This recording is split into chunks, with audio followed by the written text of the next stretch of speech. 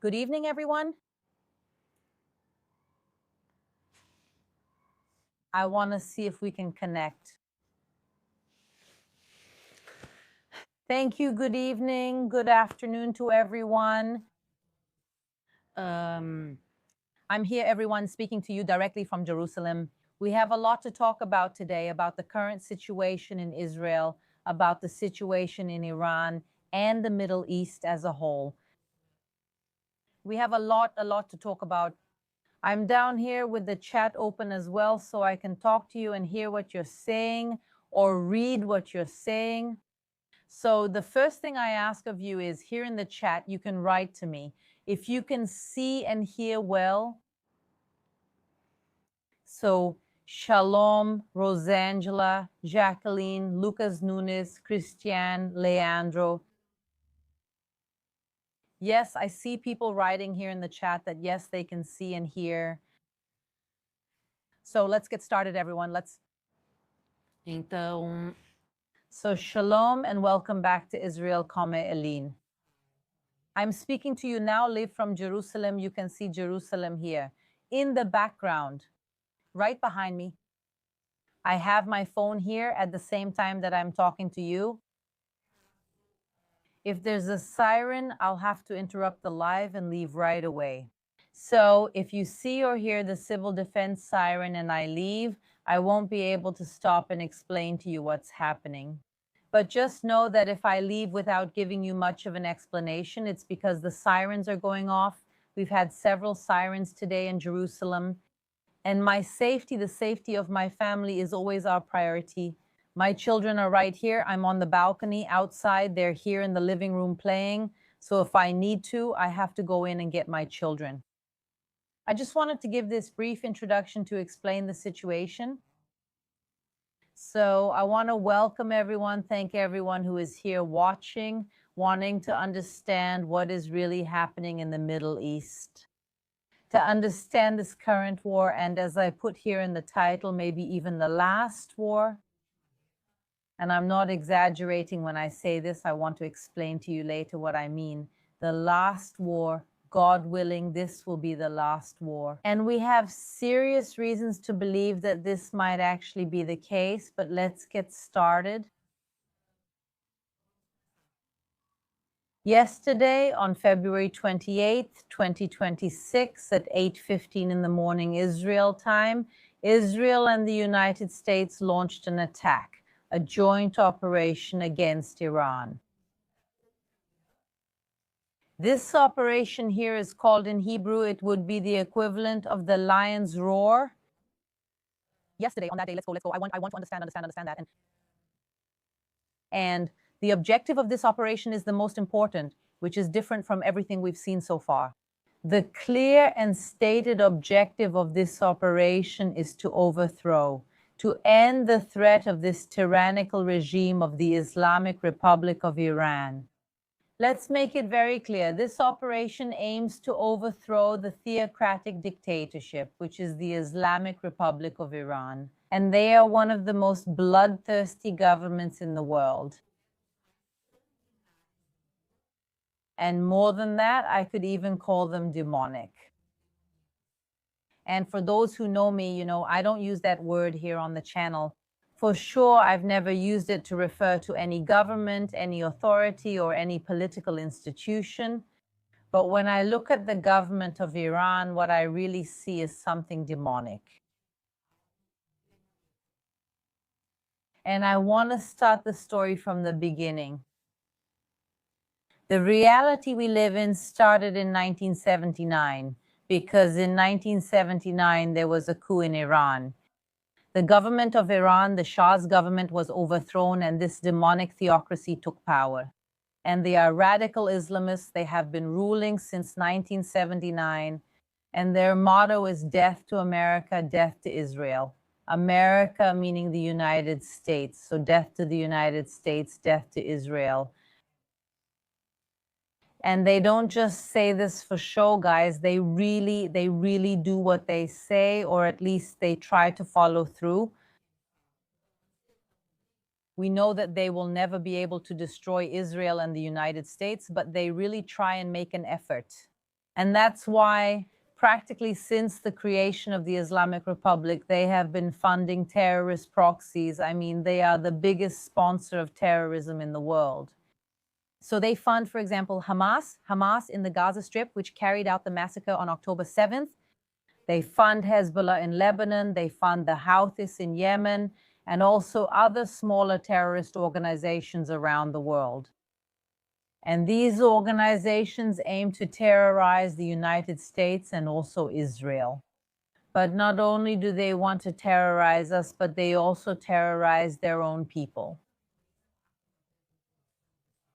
I was here on a live stream telling you what was happening in Yemen, in Iran, in January, everyone.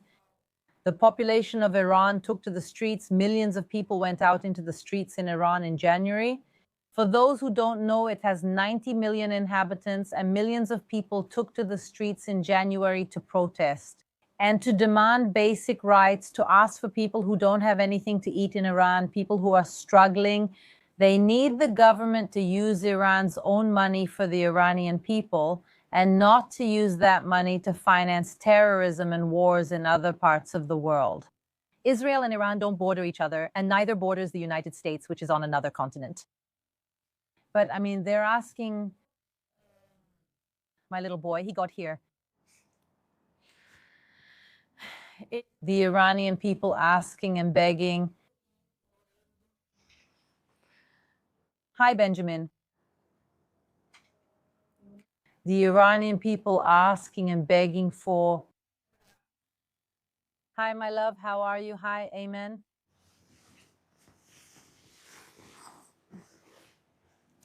Sit here for a little while, amen. So what is happening is the Iranian population is asking for the basics, that their own money, the tax money, the Iranian oil money, be invested in their own population. They are asking for women's rights, basic rights, asking for rights for religious minorities. Guys, the punishment in Iran for those who leave Islam is the death penalty. Evangelizing is forbidden. It's even forbidden to distribute Bibles. There are Bibles in Persian. They have them. They really have no scruples at all with their own people. And the people who went out to demand these basic rights, rights for women, freedom of religion, economic freedom. What did the Iranian government do in return? What they did was a massacre. Guys, look it up on the internet. Get informed if you haven't heard about it yet. On January 8th and 9th, between 36,000 and 43,000 people were killed. Guys, we're talking about at least 36,000 people killed in just 2 days. It was a massacre, guys. The scenes were shared on the internet, although only later because Iran also cut off the internet for its own population. These scenes came out and were shared. And we see the police themselves, the Basij, which is the main Iranian repression force. They just watch the protesters coming and gun them down. I mean, we see the lack of compassion for their own people. And the people who weren't killed on the spot were arrested, they were taken away. We know about the great abuses that women suffered also in prison. Many were deliberately abused before being killed. Because of theological reasons, their theology obviously, we would never do that as Judeo-Christians, but they have a distorted theology that they created, and they use it to abuse women. I also can't say more because YouTube will probably take down this live stream, and also my little son is here. But who wants to know in detail what happened in the January massacre? Guys, I did a live stream here on my YouTube detailing the cruelty of the Iranian government. I'll link it at the end and after the live stream for anyone who wants to watch later. But that's why, guys, this government needs to be overthrown. This isn't just for the good of Israel. It's not just for the good of the United States. It's for the good of the whole world, including and maybe especially the Iranian people. So the main goal that we really hope this operation achieves is to overthrow the Iranian regime and also eliminate Iran's nuclear capabilities. Thank you. It's also to put an end to Iran's nuclear capabilities. Think about it. A government, sorry.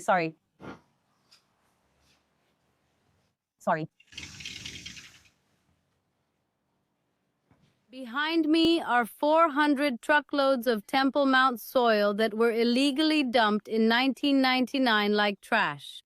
But two archaeologists refused to let it disappear. They rescued the soil and created the Temple Mount Sifting Project. Today, over 500,000 artifacts have been recovered. Pottery from Solomon's temple, coins from Jesus' time, pieces of history that were meant to be lost forever.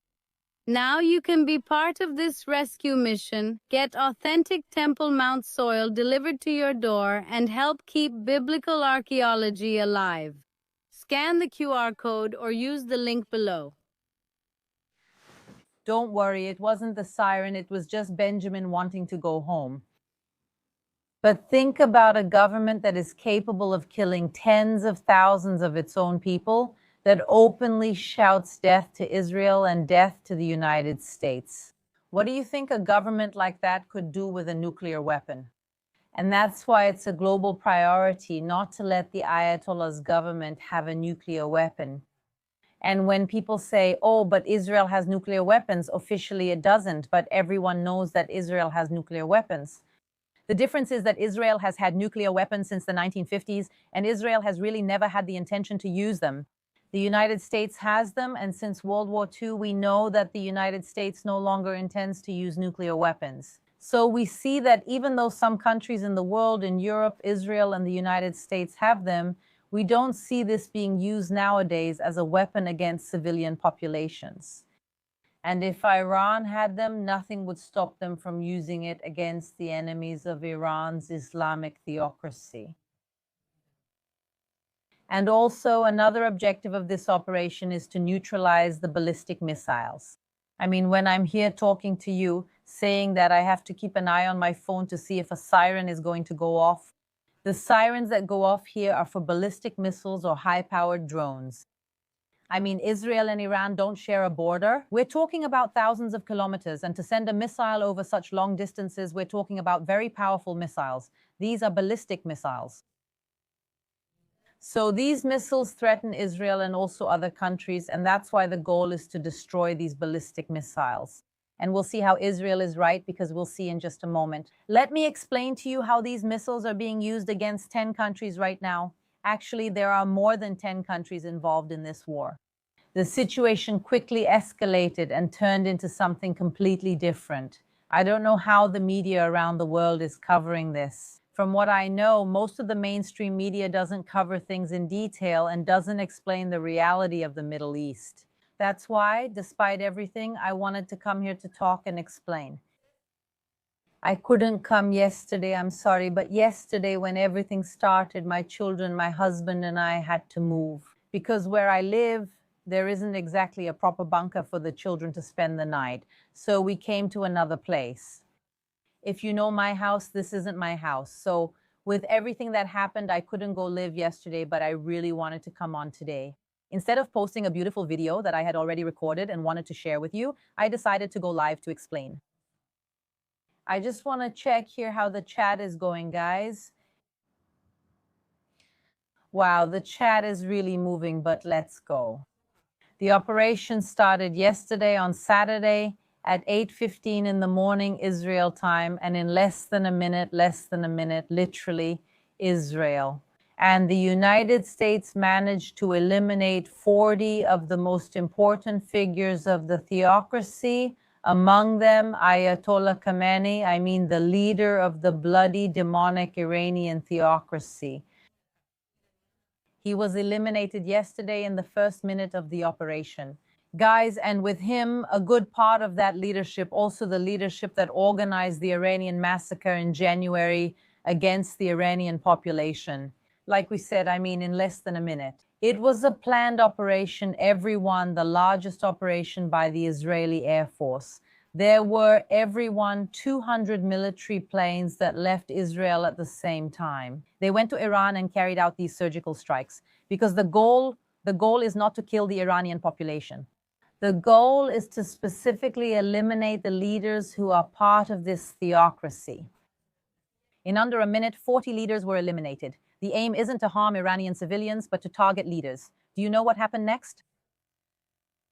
Within a few hours, Israel realized they had succeeded. The bunker where Khamenei was, where this Islamic leader was. So he was in a bunker, Israel launched a missile, and the bunker exploded. And to make it very clear, Khamenei was eliminated by Israel, not by the United States. That's because it's an internal American policy not to eliminate the leader of another country. So it was Israel that specifically targeted Khamenei. A bomb exploded in the bunker. And within a few hours, Israel had already realized that the attack had been a success. And then Israel actually obtained images of Khamenei. By then, when he was no longer there, it was officially announced. And you know what happened? Not in Israel, but you know what happened in the streets of Iran? There were celebrations, everyone. I have the videos. I'll post my videos later on Telegram, Israel, Aline. I can't post them here on the live. And also YouTube has some censorship issues, but I'll post them later on Telegram, everyone. But believe me, we see the joy of the Iranian people singing in the streets, dancing in the middle of a war, because the war is happening. While I'm talking to you, the war is ongoing in Israel and Iran. But in the middle of the war, people in Iran, from the balconies of their homes, are shouting and singing, Khamenei is dead, Khamenei is dead, Khamenei is no more. And people are singing and dancing and celebrating both inside Iran and also among the Iranian diaspora. Since that coup in 1979, hundreds of thousands of Iranians had to leave Iran because of religious and political persecution and all the persecutions we've talked about. Many Iranians had to leave Iran, and these Iranians are out in the streets around the world, shouting and singing joyfully. We saw images of Iranians crying with joy. And that reflects much more on the Iranian government to me than on Israel. What does the government, what does the dictator have to do for their people to go out celebrating, singing, and dancing when they're killed? Obviously, we have the church next door. That's why it's the church bell. Of course, we always have political discussions in the world. I don't agree with all of Israel's actions and also criticize other governments globally.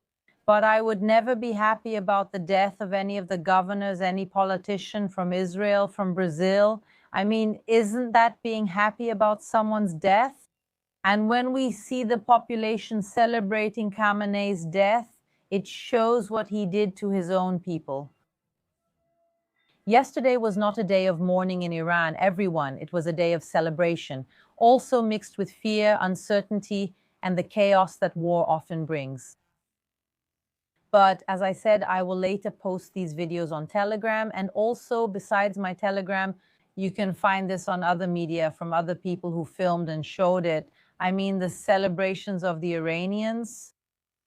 And when Israel and the United States launched this attack against Iran, what happened was that Iran responded by attacking Israel.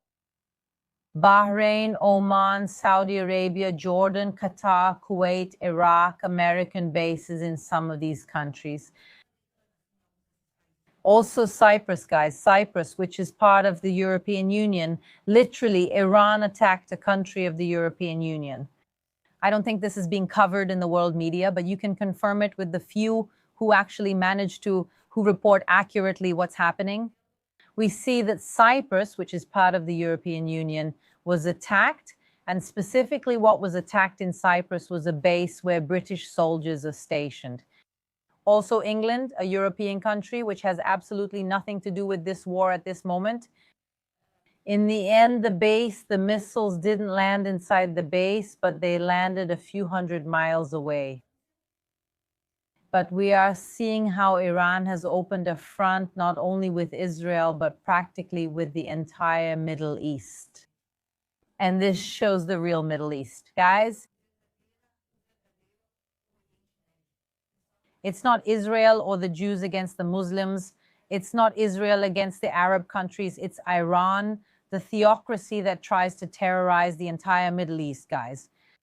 Iran is as much an enemy of Israel as it is of Saudi Arabia and as it is of the other countries here in the region. The fact that they are attacking Muslim countries, Arab countries, shows very well who Iran really is. And this shows that the problem is not just for Israel, the problem is not just Iran's, the problem is not just for Israel, the problem is not just for the United States, the problem is much, much bigger. And just as they are able to bomb Cyprus in the blink of an eye, they are also capable of bombing any other European country they can reach. And that's why we talk about the ballistic missile project. If we're talking about ballistic missiles with a range of 3,000 kilometers, everyone, they can bomb most of Europe, not Portugal, Spain, or the countries that are very far away. But nowadays, they have missiles capable of reaching a large part of Europe. And we are seeing that they are doing this. And I want to give the example, for instance, of the United Arab Emirates. Everyone. The United Arab Emirates didn't attack, none of these countries attacked Iran except Israel and the United States, but all these countries suffered retaliation. And specifically, I want to talk about the United Arab Emirates. The United Arab Emirates is a peaceful country. They are part of the Abraham Accords, which are peace agreements here in the Middle East, and they were targeted until just a few hours ago. Now, as I'm speaking with you, maybe the numbers have even increased during this whole time. The numbers are escalating this war.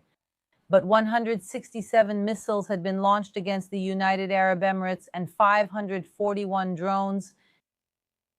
We're talking about hundreds of projectiles launched against the United Arab Emirates. And again, this number also accounts for huge numbers for Israel and for all the other countries I'm talking about, except for Cyprus, which was a smaller attack. But we're talking about thousands of missiles launched by Iran in the last less than 48 hours. And without any scruples against Israel and also against these countries. It's not just military targets being attacked, it's often mainly civilian targets. Today we had a tragedy here in Israel, Beit Shemesh. For those who know Beit Shemesh from the Bible, it's a biblical city, the biblical city of Beit Shemesh. People were attacked, the missile hit the residential building, and so far has killed 9 people. There are more than 20 injured, including some who are seriously hurt. And this wasn't everyone that there was a military base nearby, but there isn't a base there. There are just people there. It's a residential city, a city that has no direct involvement with the Israeli army. They simply launched it to terrorize the population and kill as many people as possible. Unfortunately, today, they succeeded. In Beit Shemesh, the number of victims, thank God, is still relatively small. In the war in Israel, that's because Israel's defense system is very good. But we see Iran trying to kill civilians. We also see this in the United Arab Emirates. There are also deaths in the United Arab Emirates from Iranian attacks. They, for example, bombed a hotel in Dubai. Listen carefully, everyone, a hotel in Dubai where people from all over the world go to stay. A beautiful city to visit, also a modern city and a tourist destination. They simply bombed a hotel in Dubai, and also the Dubai airport was bombed and hit. So we're talking about attacks, everyone. We're talking about attacks with no scruples at all, also against countries that have no direct involvement. Obviously, civilian populations should never be attacked in any conflict, and we're clearly seeing this happening right now. But now I want to turn a little to the biblical question. Iran, as we call it nowadays, is biblical Persia. And that's why when I say Iran, I want you to imagine biblical Persia. And Israel owes a debt to Persia. Israel owes a debt to the people of Iran, a debt of a little more than 2,500 years, and now the time has come for Israel to pay that debt. And what am I referring to? A little more than 2,500 years ago, the people of Israel were exiled. That means the Babylonians came, destroyed the temple of Israel, took the people, and sent them into exile in Babylon. And the people of Israel could have, at that moment, disappeared in the Babylonian exile. What happens is that an even greater empire comes and destroys the Babylonians, and that's the Persian Empire. The Persians managed to conquer the Babylonian Empire, and then they create one of the very first empires, one of the first nations to have civil rights and rights for minorities. And here, especially Cyrus, we see several biblical prophecies talking about Cyrus even before his birth. And these prophecies talk about Cyrus. And what did Cyrus do, guys? Cyrus of Persia? He allows the people of Israel to return to their land. He allows the people of Israel to go back to their land and be free. Once again, after decades of exile, the people were able to return. He allows the reconstruction of the temple in Jerusalem, and because of that, the people of Israel only exist thanks to the intervention of Cyrus and the Persians. Because otherwise, we would be like the 10 lost tribes. If you remember, there were 12 tribes among the people of Israel. 10 tribes were exiled by the Assyrians and were never allowed to return, and most of those 10 tribes were lost. However, the Babylonian exile, which was made up mainly of 2.5 tribes, this Babylonian exile was taken away, but thanks to Cyrus, a few decades later, the people returned, and that's why the people of Israel. The nation of Israel owes a debt to the Persians. Just as they freed us 2,500 years ago, 2,500 years ago, 100 years ago, now it's our turn, our moment to free the Persians. This is never done in an easy way. Unfortunately, lives are being lost in Israel, in Iran, in the United Arab Emirates, and in so many other places in the Middle East. But we can see that there was no other way. If this demonic government, if this tyrannical government had decided to lay down its arms, to stop trying to destroy Israel, and return the government to its people, with democratic elections so the people could choose their own destiny, none of this would have happened. But that's not what we're seeing. We're seeing that every time the people ask, they ask to go back to being Persia, to being who they were. We see that they are massacred, and the January massacre is one of many massacres, like the massacres of 2022 in Iran. I mean, we've seen many massacres happening. The last one, now in January 2026, was the biggest, but we're seeing massacres happening every few years. Unfortunately, war is becoming necessary, but our hope is that this debt can be settled. And that's why people sometimes find the relationship between the people of Israel and the Iranian people strange. Because here in Israel, you see Iranian flags in many places. When we see Iranian protests on the streets around the world, notice, watch the videos when they appear on TV, when they appear on social media. Look, you will always see Israeli flags alongside them. I mean, we see this relationship between Persia, between Iran and Israel since the time of Cyrus, and it's an unbreakable biblical bond. And even though Khamenei has been shouting for 47 years, death to Israel, death to Israel, death to Israel, we don't. What are 47 years compared to 2,500 years of a pact, and the pact is still active? And that's why when this whole wave started, from the first attacks against Iran, warnings came from both the United States and Israel. They warned the civilian population. Don't go out on the streets, don't go out to protest yet, don't expose yourselves, because we're going to bomb the country with the goal of overthrowing the government. So stay in your homes, protect yourselves. But now comes the interesting part. Don't go out, wait. When the time comes, we'll let you know and you'll be able to take your country back. There is no Israeli or American intention to enter Iranian territory. Then when people talk about the Israeli occupation, the American occupation, imperialism, no. The goal of these attacks is to weaken the infrastructure of this theocratic dictatorship of the Islamic Republic of Iran.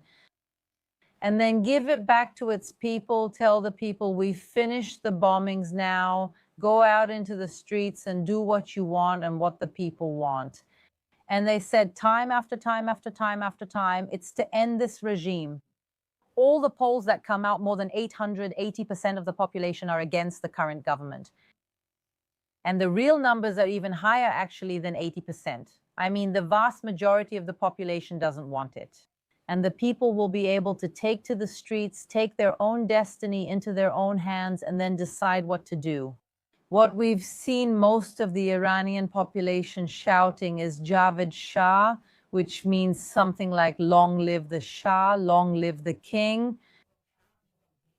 I mean, they were a monarchy until that coup d'etat. They were a monarchy that was ruled by the Shahs and the Shah's son, exiled, Reza Pahlavi. He lives in exile nowadays, and he is being, most of the population of Iran wants him to come back, and he said that he wants to return to Iran, but not as a totalitarian monarchy like it was before, but rather he wants to help in a process of transition to democracy.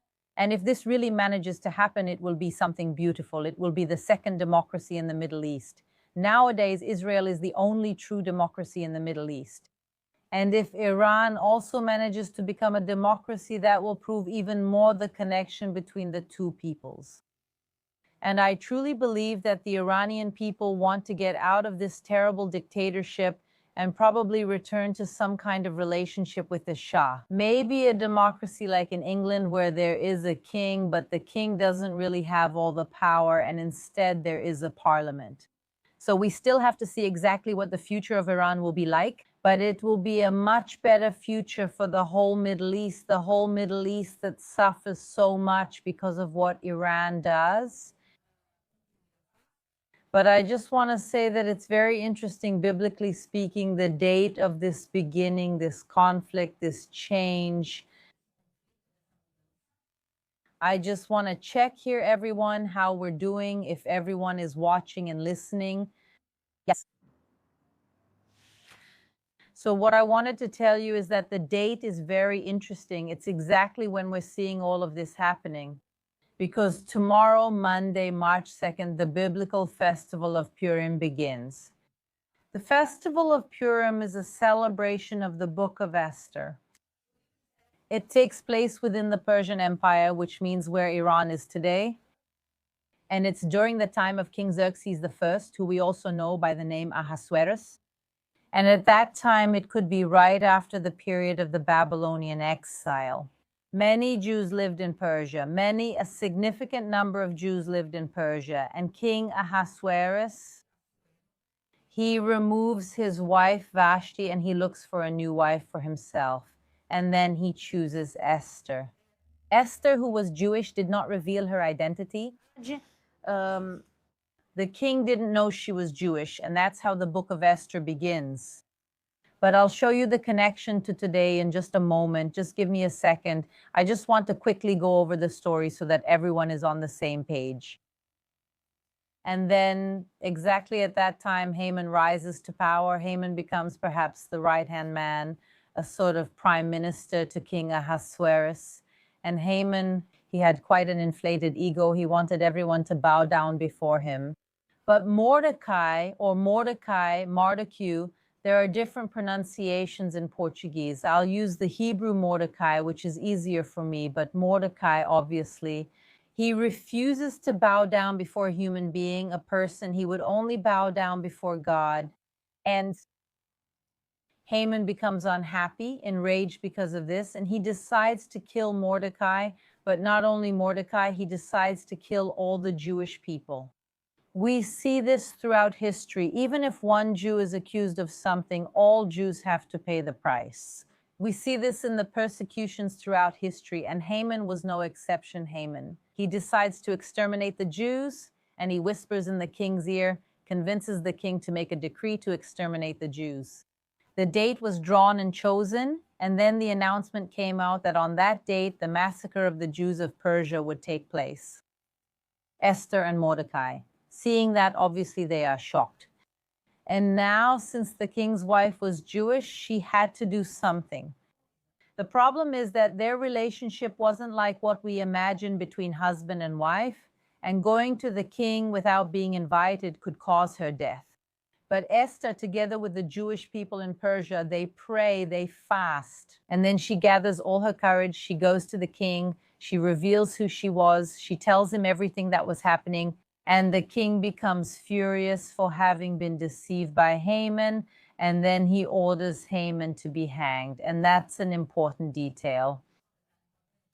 The same gallows that Haman planned to use to hang Mordecai as a symbol of the extermination of the Jews, he himself was hanged on that gallows.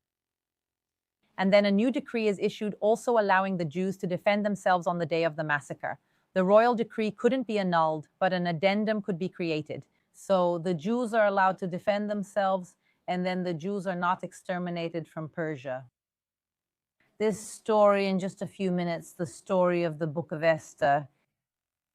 One detail that people sometimes don't know is that Haman was not Persian. Yes, the time of friendship with the Persian people was missing, but did the Persians try to eliminate or exterminate the Jews? And the answer is no. Haman, the Bible says in Esther 3:1, says that Haman was the Agagite. Wagagita. Haman, the Agagite. Now, Agagite, from other biblical passages, we understand that this probably means he was an Amalekite. At that time, Persia was multicultural. Just as there were Persians who were the local people, there were also other peoples living there, among them the Jews and probably also the Amalekites. And that's why Haman, who was not a true Persian, he goes and convinces the king to assassinate the Jews or exterminate the Jews.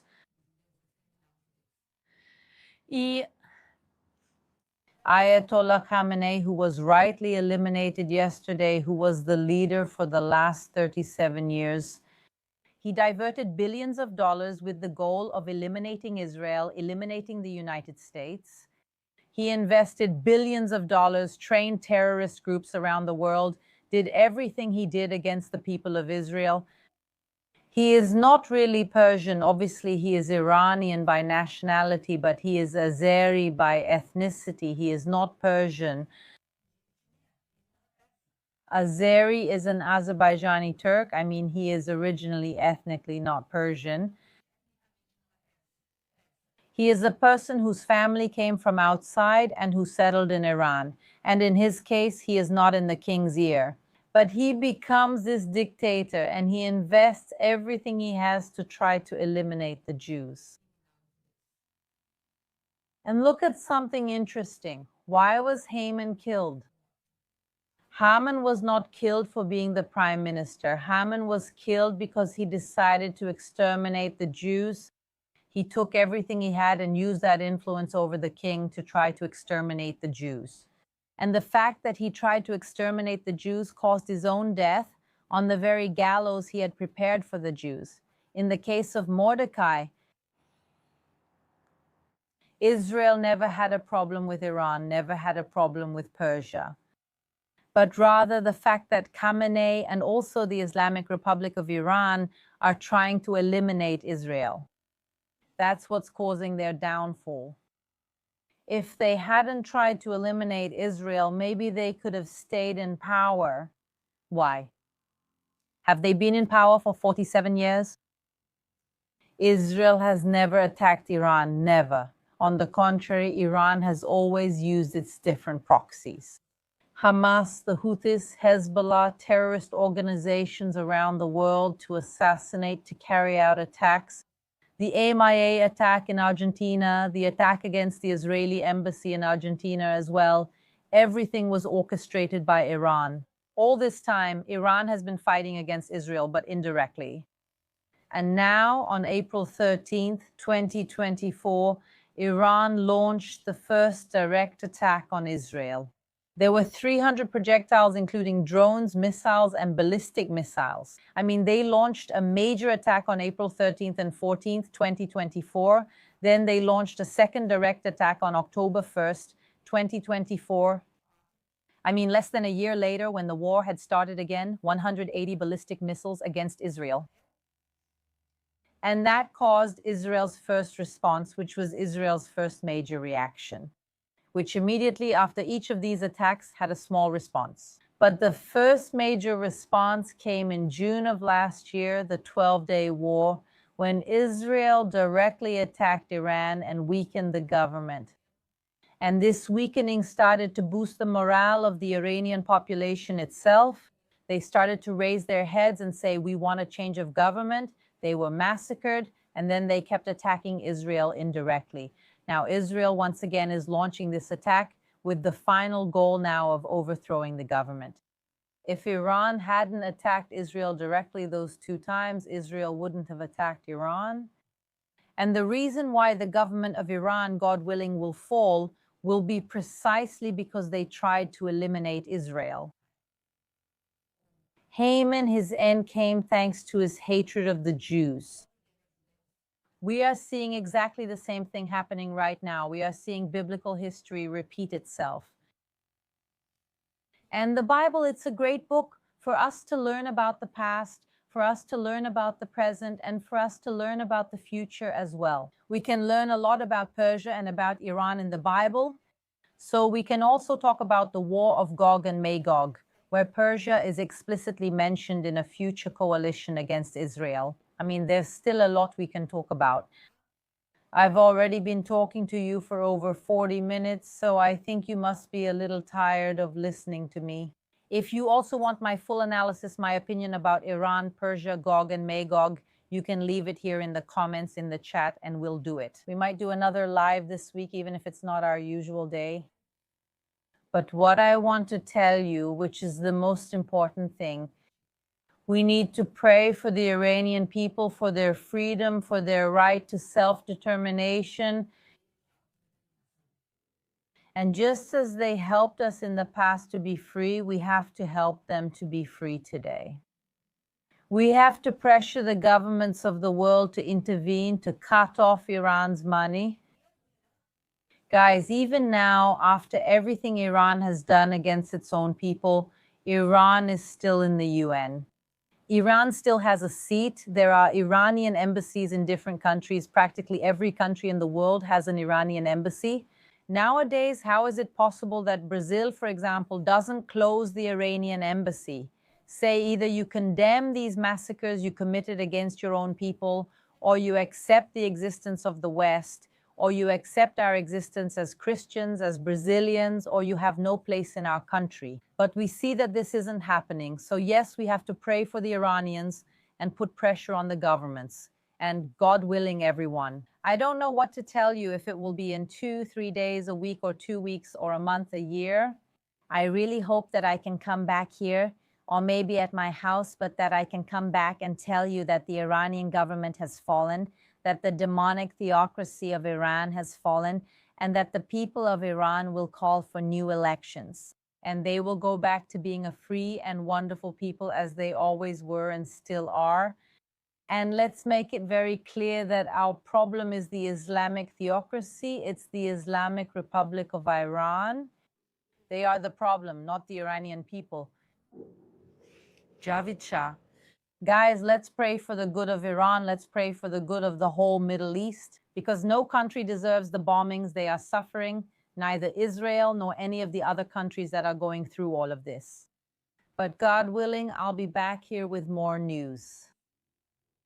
And we managed to do a 45-minute live stream without any sirens, so I'm going to count that as a victory too.